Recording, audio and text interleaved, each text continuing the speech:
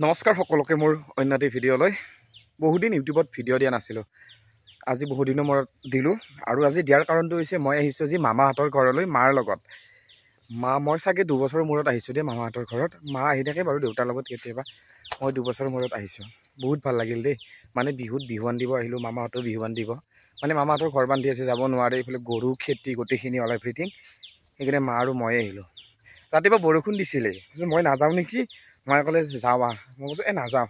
মায়ে আৰু কান্দিব ধৰিলে নাযাওঁ বুলি কওঁ, সেইকাৰণে মই ধুনীয়াকৈ গুচি আহিলোঁ। এতিয়া মানে মামাহঁতৰ 2খন ঘৰ মানে এইটো ডাঙৰ মামাহঁতৰ বান্ধি আছে আৰু সেইফালে সেইটো সৰু মামাহঁতৰ, তেনেকৈ মানে। আৰু ইয়াত খুব বানপানী উঠেছে, সেইকাৰণে সেইটোৰ কাৰণে সেয়াই। আৰু মোৰ এই ইউটিউব চেনেলটো মানে বহুত দিন ভিডিঅ' দিয়া নাছিলোঁ, ধনজিৎ ব্লগ। আপোনালোকে মানে ভিডিঅ'বিলাক চাই মোৰ চেনেলটো ধুনীয়াকৈ ছাবস্ক্ৰাইব কৰি দিব দেই, মানে আগলৈ আৰু ভাল ভাল ভিডিঅ'বিলাক দি থাকিব পাৰিম।